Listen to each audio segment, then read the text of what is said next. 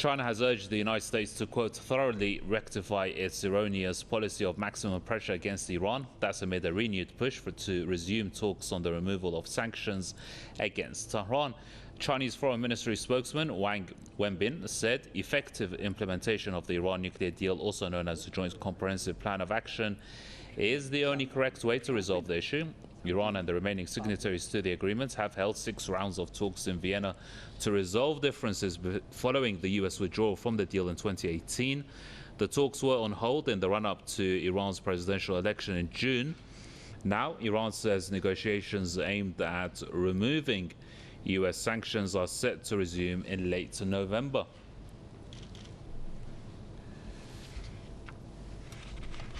Joining us for more on that is Bambos Shango. He's a writer and anti-imperialist activist. Joining us from Oklahoma, and also Jason Unruhe, political commentator from Ontario. Gentlemen, welcome. Bambos, if I can start with you. And what do you make of this maximum pressure campaign that was started by Donald Trump, but nevertheless, and it has been continued by the Biden administration. Nevertheless, Iran didn't collapse throughout the Trump era, and it hasn't shown any signs of collapsing during the Biden.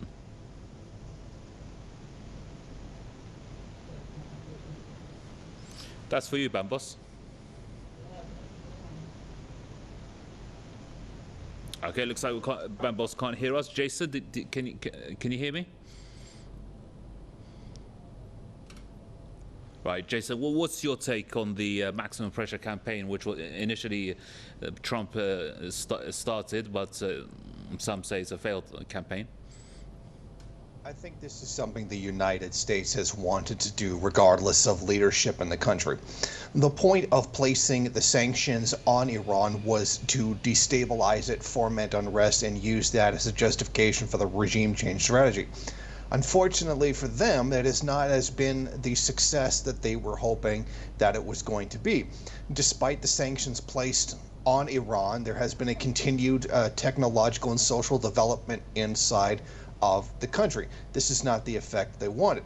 So they have Donald Trump come in, claim all kinds of allegations of failing to meet obligations of the agreement, having Benjamin Netanyahu come out with a bunch of disks, information claiming a nuclear program, etc., that had no substance behind it whatsoever, and use that as a justification to leave the agreement, then consider coming back, but wanting to place new sanctions on the country that would hopefully do the damage that was not accomplished the first time around. The United States knows very well that what their reason for leaving was fraudulent. They're only using this as an excuse to increase the pressure on the country, because the pressure that they were using before, political, diplomatic, military, was not achieving the desired result. So what they are doing is essentially setting up an Iran nuclear agreement 2 that will hopefully do the damage that the first one failed to do. So essentially, Jason, what you're saying is, and it's been raised more and more now, it's becoming, awareness has been raised more about this issue, is that the deal itself has got nothing to do with Iran's nuclear program, because it's a peaceful nuclear program. It's more than that. Yes, but they know that Iran knows that this is much more than simply a nuclear program. There is zero evidence whatsoever that there is any development of nuclear weaponry inside the country. The United States knows this, the world knows this, Israel knows this. This is about undermining Iran's ability to develop domestically. Every country in the world has a right to develop, and in fact a necessity to develop. And nuclear technology has been a major boon for many, many countries in trying to deal with energy resources, right? In trying to promote energy within the country. And not only that, it is something that is certainly better than the fossil fuel industry. This has been a very necessary thing for Iran to do to overcome certain advantages, many of them caused by the United States and the imperialist bloc in general. It has always been about undermining Iran's ability to develop in order to point to them and claim they're a failed state, to create some kind of idea about Iran being a failure and thus justifying U.S., British, Israeli, what have you, interference inside the country. Right, and Jason, if I stay with you, how do you see the way forward? I mean, because Iran wants the removal of all sanctions, absolutely every single sanction that was imposed since the implementation of the deal back in 2015. Now, and Iran is also saying that it's not going to put all its eggs in one basket. If the sanctions are not removed, it's not just going to rely on the Iran nuclear deal. It will improve its economy through other means, through regional countries. Look to the east, for example.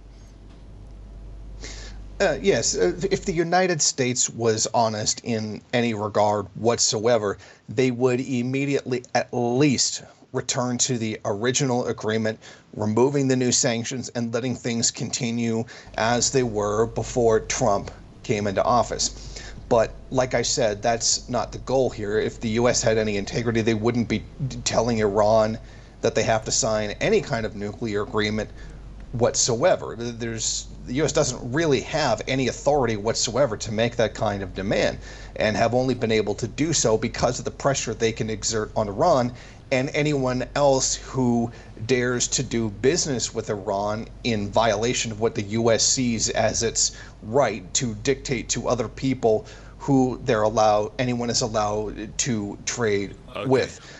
Let's get our final thoughts from Bambos, who I believe is joining us now on the phone. Bambos, welcome. What do you make of the maximum pressure campaign? We started this conversation saying that Iran had not collapsed during the Trump era, and there's no indication that it's going to collapse under the Biden administration.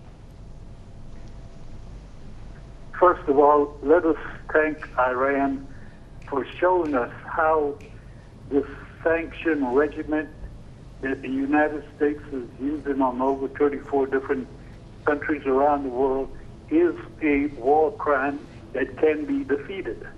I think that what Iran is teaching us is that by taking the initiative and by not being afraid of the imposition of sanctions by the United States, that they can move forward, they can succeed, they can be victorious.